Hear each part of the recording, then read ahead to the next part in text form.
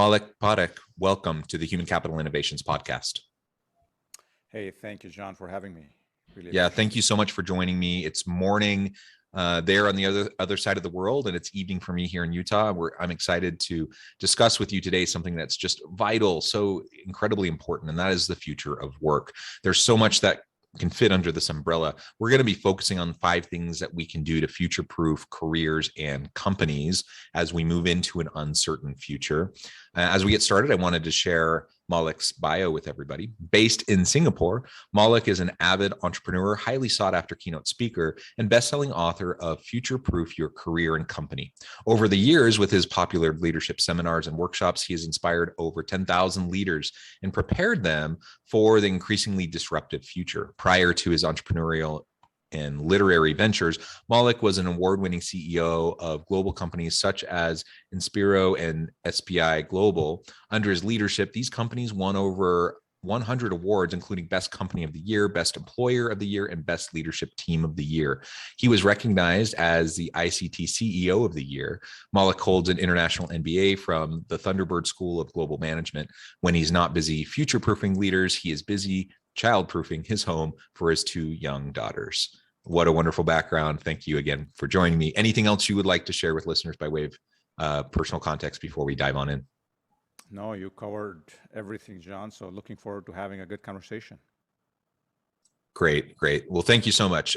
So as we get started, let's kind of frame things up generally with this conversation around the future of work. Why is the next decade shaping up to be one of the most disruptive of all time, and what does that mean for the future of work? Yeah, when you look around, John, nowadays, everybody's very busy with what's happening with COVID-19 and the havoc it has created within different countries and especially within the business community. But because we are so focused on what's happening with COVID-19, we tend to take our eyes off of the threats and some of the potential dangers that are lurking just behind the horizon. And I'm talking about 3 disruptive forces that are gaining momentum, they're gaining strength, and they're gaining speed. And I'm talking about artificial intelligence. I'm talking about the arrival in large scale of digital natives and the gig economy. According to a recent study done by McKinsey, up to 375 million jobs are at risk because of artificial intelligence and automation over the next 10 years. Digital natives, we tend to kind of, frown upon them. We think that they are the interns or the entry-level employees, but very soon they'll be sitting in positions of power. By 2030, 2/3 of the global workforce will be made up of digital natives such as millennials and Gen Zers. So we better start paying attention to them. And the third thing, the gig economy is very important. Recently there was a study done where they asked the freelancers, the people who made a transition from the traditional employment to the freelancing world, what would it take for them to go back to traditional employment? Would any amount of money bring them back? And they said no, 51%. So clearly, people have started to pay attention to the currency that now we call freedom. And that's becoming more popular. People are more craving of freedom given a chance to choose between money and the freedom. Yeah, absolutely. Autonomy, flexibility is the name of the game, and people don't want to be tied down to a particular geographic location. And increasingly, they don't want to be tied to a particular company. They want, that's why the gig economy is grown, so steadily over time, and just the growth has gone a bit exponential in recent years, and the pandemic has only accelerated this, right? Because Exactly. now more and more people, even those who may not have been comfortable previously with remote work, after a year and a half, they're like, yeah, I really like remote work. And so more people are just demanding that they have work from home accommodations, remote work flexibility, and particularly younger millennial and Gen Z workers in the workforce, they really expect this. They expect the flexibility. And if companies aren't willing to offer it, they're going to lose out on a huge swath of the labor force. No, absolutely. There was a study done by Perkbox in the UK recently, and they asked people, what is the number one reason for work-related stress in your life? And you would think that maybe it's overwork. Maybe their bosses are just giving them so much work. It's not. It's actually office politics. So one of the reasons people are shifting to freelancing is because they decide who they work with, which is the primary driver of stress at work. Now they have a choice between which client to work with, which people to work with, and that's so powerful, and it's priceless for most people. Something else to keep in mind about freelancing is that approximately around 36% of the US workforce today is involved in some freelancing. And a lot of the times when we think about freelancing, John, we think of people who are driving Uber, for example, or people who are delivering pizza at home. That's not the case. Almost 45% of the freelancers they are highly trained, highly accomplished professionals in the field of marketing, IT, design, you name it. So the world of freelancing is significantly bigger than what we think it is when we think of that word. Yeah, absolutely. And certainly the Ubers of the world, that's a portion, but we're fooling ourselves if we think that's the majority. And really, when we think about the traditional organization, that's not the threat, right? For XYZ Corporation, they need to be thinking about the gig economy. They need to be thinking about digital natives. They need to be thinking about what it means for them in tapping into the labor that they need to bring value to the marketplace. And if increasingly if employees, if people either want to work for multiple organizations as a gig worker, as a freelancer, or they just want remote work options and flexibility, companies are going to have to figure out how to meet those demands, meet those needs. Otherwise, again, they'll lose out. And we can't just dismiss it as saying, oh, that's Uber, that's Airbnb, people doing Airbnbs and, all these different types of things. No, like there's platforms like Upwork and so many different places where people can just get connected. You can rent the talent you need. And so, we need to think differently about work. We need to think differently about labor. We need to think differently about how we're going to tap into the skill sets of people out there. And the reality is, in this labor market, it's difficult in the US right now. It's difficult for companies to find good people.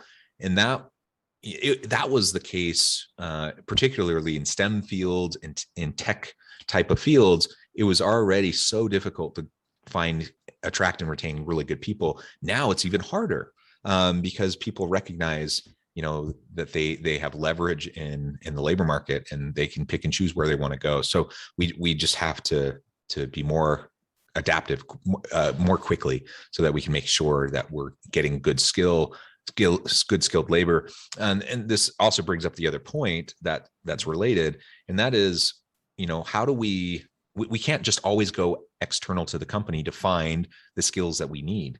We need to proactively think about upskilling and reskilling our current workforce, people that are already in our organization, and preparing them for the future, the competencies and capabilities for the future of work, the new types of jobs, the new types of tasks that they're going to have to be able to perform.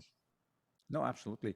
To add to what you just mentioned, one of the things that the companies would need to do is to create a culture of entrepreneurship, right? In the past, employers used to compete with other employers for talent.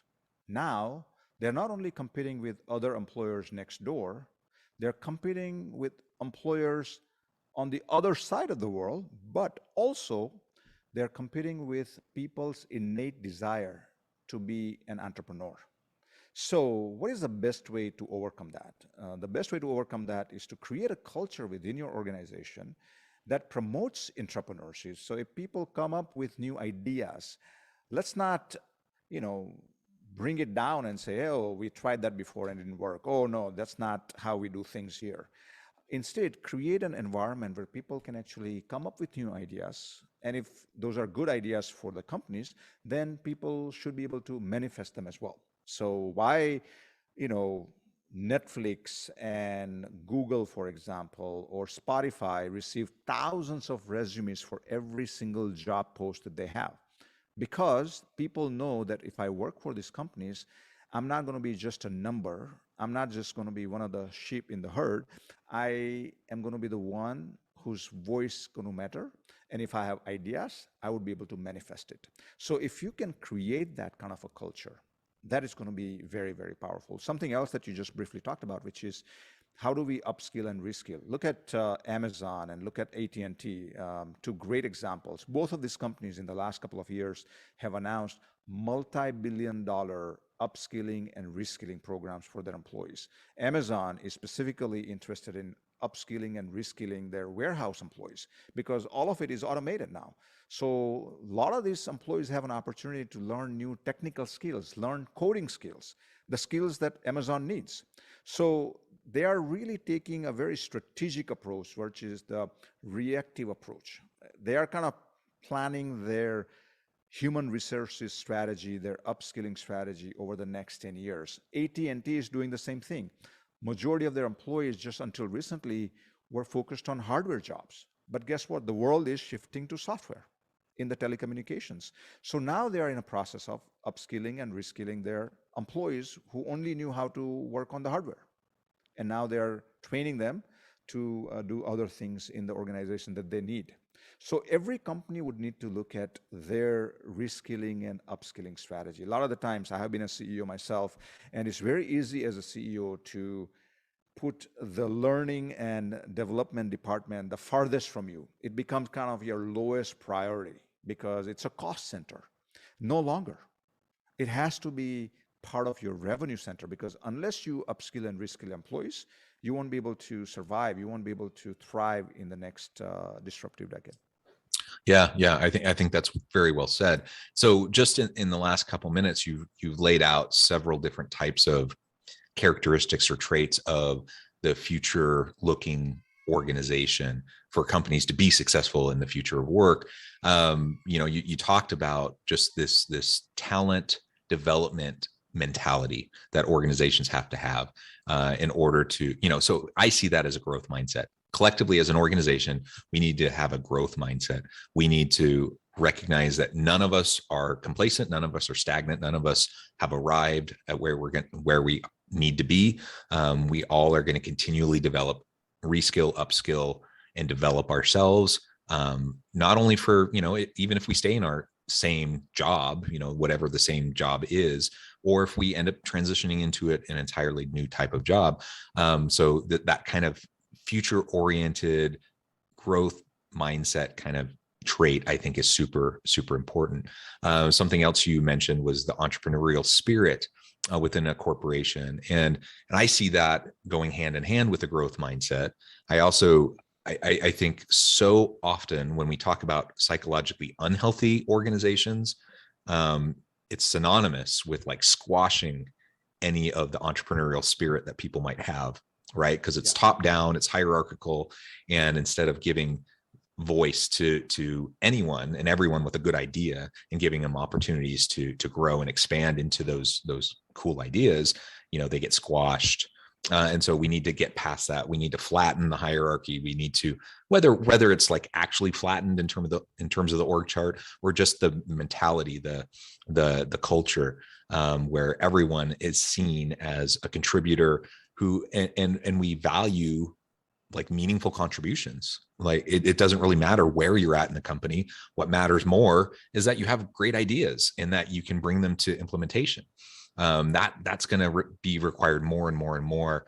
Another piece of this, and it's kind of been tied into what you've been saying, but I think we need companies in the future of work, in the future economy, we need companies that connect their vision, their mission, their purpose to the meaning, purpose, fulfillment of the individuals working for the organization. So companies with a strong purpose orientation, I think, are also going to fare much better. Any thoughts on how to do that? How to connect? Particularly, I think of younger millennial and Gen Z. Man, we know that they want to make a difference in the world. They want to drive change, and unless we can give them that opportunity within our business, they're either going to go somewhere else or they're going to start their own business or whatever, and we're going to lose out. No, absolutely. Milton Friedman, one of the renowned economists, wrote an article in New York Times in 1971, and he said that the only purpose of a business is to create profit and create value for its shareholder. It doesn't have any social responsibility to the community, to the country, to the world that they are part of. Clearly, at that time, he had not met the millennials and Gen Zers yet. So he was mistaken. And the world is changing, mainly driven by the generational shift that we are looking at in our world today. There were multiple studies done, John, about what are the qualities of a company millennials and Gen Zers look for before selecting which company they work for. And one of the top ones is whether the company has an overarching purpose, whether the company is devoted to making a difference in the world, whether it's for a social cause, whether it's for environmental cause, it doesn't really matter. As long as company is doing more than just minting money, they are really, really focused on that. And there are millennials and there are Gen Zers who would actually take a pay cut to work for a company they feel is more aligned with their values and the purpose they have in their life than the companies that don't exhibit that. And we see that movement quite a bit in the world today. So the key thing is a company has to take a step back and say, gone are the days when we can literally just write one paragraph in our annual report and put a picture of our CEO writing a big, huge check to a charity, and that's pretty much it. And if you ask the company, hey, who is doing your CSR? Well, there are those two people sitting in a cubicle. That's their job. That's the only thing they do. Their job is to focus on the CSR. Well, that doesn't work anymore. The CSR, your corporate social responsibility, has to permeate throughout your organization. And it starts at the very top. It starts at the very top with the board, with the CEO, all the way down to the frontline employees. It has to permeate in every activity you do. And a lot of the times, for you take companies like, and I give a few examples in my book here, JetBlue, for example. What is the purpose of JetBlue? They want to make the life friendlier, both on earth as well as on the ground, because they realize that when people are traveling, they get upset, they get stressed out, and they want to create a friendlier environment. That's their purpose. It's not changing the whole world. It's about making people's life easier when they're traveling. And so their entire culture is built around that. Zappos, what is the purpose of Zappos? Their purpose is to deliver happiness. Think about it. The only thing they do is deliver shoes. Yeah. But they realize that they're not delivering shoes. They're delivering the smiles when they see their customers receiving the packages that they are delivering. So they are delivering happiness. So their entire culture is built around how do we create the culture where our employees are so excited to bring this box of happiness to their customers. So companies have to actually take a step back and say, is there a purpose that aligns with our product or our service that we can all rally behind? That's not only good for the company, but it's also good for the community. Yeah, absolutely. Triple bottom line, CSR. There's a lot of different ways of framing this orientation, but definitely there's been a shift, and the younger workforce in particular demands it. They only want to work for organizations that have that kind of purpose built, permeated throughout the organization. And so we definitely needed to pay attention to that. We've already talked a little bit about entrepreneurial spirit. that can help drive innovation. Certainly digital transformation is at the heart of a lot of disruption and a lot of transformation happening within organizations. And so everyone needs to get on the bandwagon and start adapting, or they're going to die. They're really going to fall way behind. As we get into our last few minutes together today and start to wrap things up, paint a picture for us. The journey ahead is turbulent. There's going to be continued disruption. The drivers of change, as you mentioned, are just intensifying. You identified 3 main drivers of change, but there's a whole bunch, and they're all intensifying. Yeah. And the reality is, most jobs as we know them today, most careers as we know them today, 10 years from now will either not exist or have gone fundamental transformation and look very different, and we'll be doing all sorts of different things. So paint that picture for us a little bit and help us understand, like, what should we look for coming ahead, and then we'll kind of wrap up and think about what we really should do to future-proof our own career. Well, you kind of summarize it really well, John. The 2 things that companies really need to focus on doing, and in addition to what we just discussed earlier, number 1, they have to go through a massive digital transformation. And a lot of the times people think digital transformation is about technology. It's not. Digital transformation is about 3 primary goals. Number 1, how can you improve your customer experience? Number 2, how can you improve your employee experience? And number 3, do you need to completely revamp or adjust your business model? And I give an example of Domino's Pizza. Domino's Pizza went through a major digital transformation over the last 12 years. I used to live in the US, very close to you, John, in Colorado. And I used to be a fan of Domino's Pizza. One pet peeve I had was there are only 2 ways to deliver or order pizza back then. Either you call a 1-800 number, or you walk into their store and pick up and go home. Now, they have given you 15 different ways to order Domino's Pizza, all because of the digital transformation. They have an app for it. You can talk to Alexa, you can talk to Google Home, and that can deliver the pizza for you. What happened to Pizza Hut? Pizza Hut just filed for bankruptcy last year. Why? Because they did not go through this digital transformation, whereas Domino's did. And their revenue last year during the pandemic increased by 20%. So digital transformation is a key for any business. And I think every business has to look at the way Domino's did. They said, we are no longer a pizza company. We are a technology company that happens to be in the pizza business. So every industry, every company has to ask the same question. Can we be a technology company that serves in industry A, B, or C? That's number 1. And the second thing I think companies need to do is to become innovative by nature. And innovation is not taking your C-suite to the Silicon Valley for a boondoggle trip and then sip wine in the Napa Valley. That's not where the innovation will actually happen.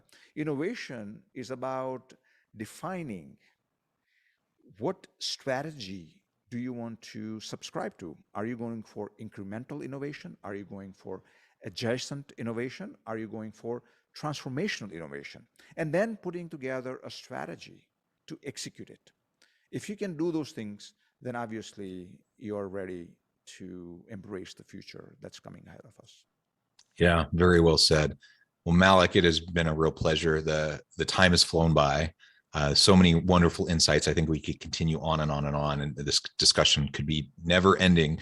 But to be respectful of your time and to let you get on with your day, I do want to get things wrapped up. But before we close, I wanted to give you a chance to share with listeners how they can get connected with you, find out more about your work, and then give us a final word on the topic for today. Sure. Well, my book is available on Amazon. It's called Futureproof Your Career and Company. And they can get more information about my other initiatives, other projects at my website, www.maulikparekh.com. And all my social media handles are there. So if they would like to tag along, then I would love to have them tag along with me. Perfect. Thank you so much. Again, I encourage listeners to reach out, get connected, find out more about what Maulik can do for you. And as always, I hope everyone can stay healthy and safe, that you can find meaning and purpose at work each and every day. And I hope you all have a great week.